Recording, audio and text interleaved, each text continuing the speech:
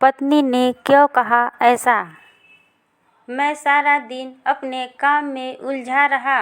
काम भी जरूरी था क्योंकि वो ख़त्म करके ही मैं जल्दी से रचना के पास वापस जा सकता था। दिन भर के काम के बाद मैंने फिर शाम को रचना को फ़ोन किया, लेकिन इस बार रचना फ़ोन स्विच ऑफ आ रहा था। मैंने फिर सोचा कि शायद किसी काम में गई होगी और मोबाइल स्विच ऑफ हो गया होगा। मैंने रात फिर किया क्योंकि दिन भर बात हो ना हो, लेकिन रात में ज़रूर बात किया करते थे। लेकिन रात में भी उसका फ़ोन स्विच ऑफ था। अब मुझे थोड़ी फिक्र हुई, लेकिन फिर मैंने सोचा कि वो उसके ही घर ही है। अगर कुछ बात होती तो मुझे फ़ोन आ ही जाता। थोड़ा बहुत विचार करके मैं सो गया। मैंने सोचा कि उसके घर में किसी को फ़ोन करूं, लेकिन रात में उस समय फ़ोन करना मैंने उचित नहीं समझा, इसलिए मैं सो गया। सुबह उठते ही मुझे यही ख्याल आ रहा था कि मैं रचना से बात करूं। सुबह भी मैंने फ़ोन किया, लेकिन अभी भी वही बात, उसका फ़ोन स्विच ऑफ ही था। अब मैंने उसकी मम्मी को फ़ोन किया, लेकिन उन्होंने भी मेरा फ़ोन नहीं उठाया। अब मुझे थोड़ी फिक्र होने लगी थी कि क्योंकि किसी से भी मेरी बात नहीं हो रही थी। करीब 3 दिन तक ना रचना का फ़ोन आया, ना उसकी माँ का। मैं अपने काम में लगा रहा। फिर एक शाम मेरी सास का फ़ोन आया। मैंने पूछा कि रचना कहाँ है। वो बोली, रचना अपनी एक चचेरी बहन की शादी में गई है।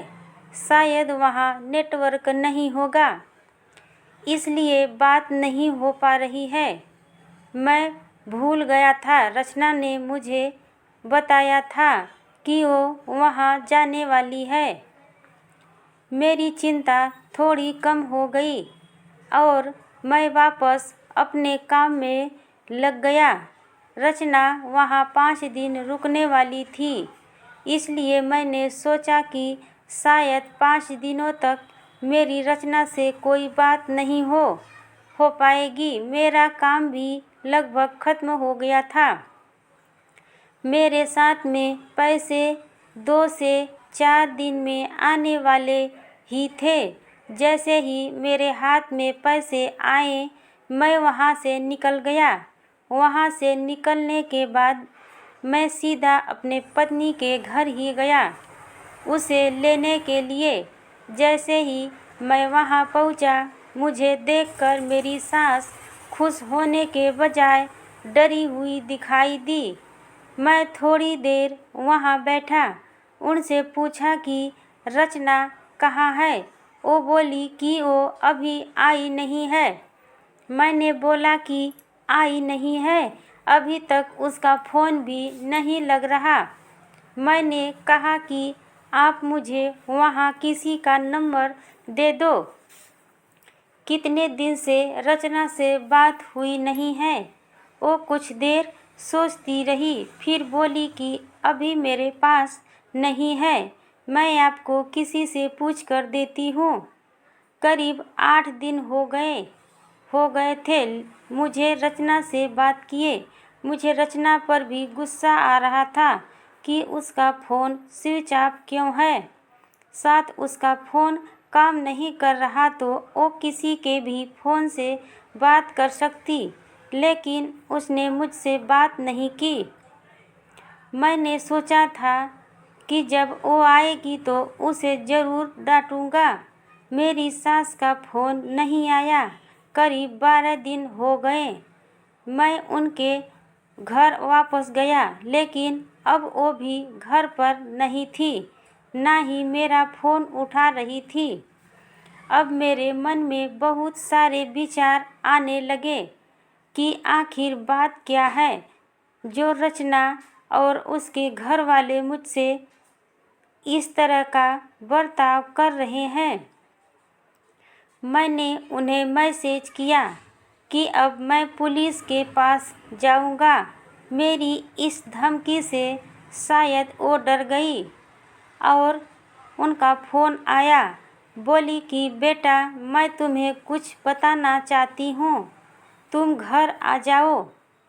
अब मेरी चिंता बढ़ती जा रही थी। ऐसी क्या बात है जो यह सब मुझसे छिपा रहे हैं? मेरी पत्नी ने मुझसे 20 दिनों से बात नहीं की थी।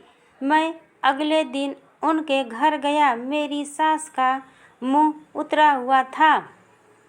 मैं बहुत गुस्से में था। मैंने जाते ही उन्हें ज़ोर से चिल्लाते हुए पूछा कि कहाँ है रचना?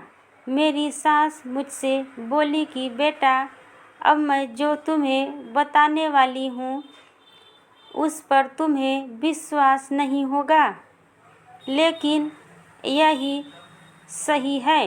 वो बोली कि चिंता किसी के साथ वह बोली कि रचना किसी के साथ भाग गई है। मुझे मेरे कानों पर विश्वास नहीं हुआ कि मैंने क्या सुना।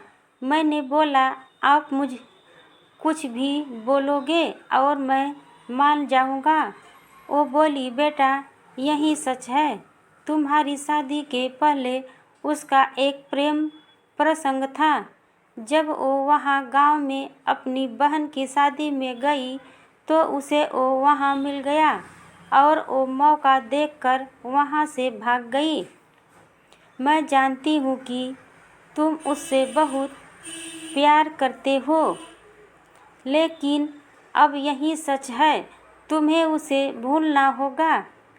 हम लोग पुलिस के पास नहीं गए, नहीं तो बदनामी होगी, इसलिए हम इस बात को तुमसे छिपा रहे थे। रचना मेरे साथ 3 महीने तक रही थी। जितना मैं उसे जानता था वो ऐसा नहीं कर सकती थी, लेकिन उसकी माँ यह कह रही थी तो मैं कैसे ना मानता। मेरा मन भी अभी मानने को तैयार नहीं था। मेरी सास मेरे आगे रो रही थी, माफ़ी मांग रही थी। इतनी बड़ी बात मेरे घर वालों को पता चली तो उन्हें भी विश्वास नहीं हुआ। रचना स्वभाव से बिल्कुल ऐसी नहीं लग रही थी। रचना की माँ को देखकर मैं और मेरे घर वाले चुप रह गए। हमने कुछ बड़ा कदम नहीं उठाया। मैं अपने साथ ऐसे इस धोखे को बर्दाश्त नहीं कर पाया। मैंने रचना को बहुत प्यार किया और मुझे कुछ भी हासिल नहीं हुआ। रचना नाम से मुझे नफरत हो गई। मेरी ज़िंदगी पर इसका बहुत असर हुआ। मैं जो शोरूम की शुरुआत करने वाला, उसके लिए मेरे पास अब सब कुछ आ गया था, लेकिन फिर भी मुझे अब कुछ करने का मन नहीं हो रहा था। किसी के साथ इतना बड़ा धोखा हुआ तो कैसे खुश रह सकता है। मेरे घर वाले मुझे संभाल रहे थे। मैंने उसे बहुत ढूंढने की कोशिश की। मैं चाहता था कि वो मुझे मिले तो मैं उससे पूछूं कि आखिर उसने मेरे साथ ऐसा क्यों किया। धीरे धीरे समय बीतता गया। उसे गए अब 7 महीने हो गए थे और मैं भी उसे भूलकर अपनी ज़िंदगी में वापस बिजी होने की कोशिश करने लगा। मेरा उसके घर यहाँ से जाना हुआ। ऐसे ही मेरा ध्यान उनके घर की खिड़की पर पड़ा। मुझे दिखाई दिया कि खिड़की में रचना है। एक झलक सी मुझे दिखी।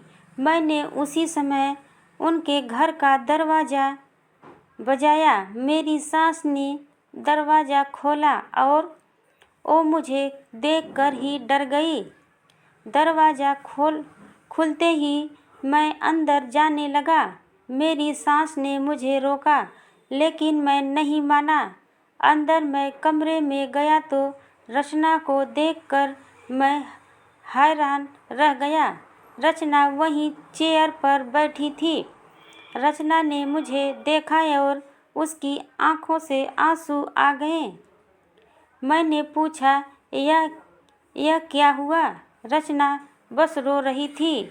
मेरी सास बोली कि बेटा, रचना जब शादी में गई थी तब उसका एक्सीडेंट हो गया था और उसे ऐसी जगह चोट आई जिसके कारण अब वो चल नहीं सकती।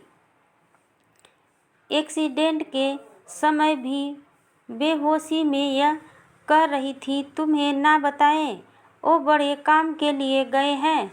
डॉक्टर ने जब बताया कि हो सकता है रचना अब चल ना सके और इलाज पर बहुत ज़्यादा पैसा लगेगा, तब भी मैंने कहा कि दामाद जी को बता देते हैं।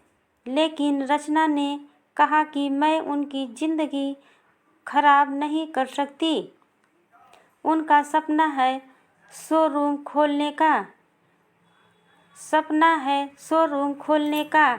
उसकी ज़िंदगी में मैं जाऊंगी तो उस पर बोझ ही बनूंगी। इसलिए रचना ने यह झूठ तुम्हें कहने को कहा ताकि तुम उसे भला बुरा कहकर उसे भूल जाओ, उससे नफरत करो। मेरी पत्नी मुझसे इतना प्यार करती थी। मैंने उससे कहा कि रचना, अगर मेरे साथ ऐसा कुछ हो जाता तो क्या तुम मुझे छोड़ देती? रचना ने रोते हुए कहा कि ऐसा मत बोलो। रचना ने कहा कि मैं आपकी दोषी हूँ। एक्सीडेंट में हमारा बच्चा जो मेरे गर्भ में था वो भी नहीं बचा। आप मुझे भूल जाएं, दूसरी शादी कर लीजिए। मैं आप पर बोझ नहीं बनकर रहना चाहती। रचना की आंखों से आंसू नहीं रुक रहे थे। कितने दिनों उसने इन्हें रोक रखा था। मैंने रचना को बीते कुछ महीनों में ना जाने क्या कुछ नहीं कहा, लेकिन अब वो रचना को एक पल भी अपने से दूर नहीं रखना चाहता था। मैंने रचना की एक बात नहीं सुनी। मैं रचना को अपने साथ ले आया। अब कोशिश यही है कि वो फिर से चल सके।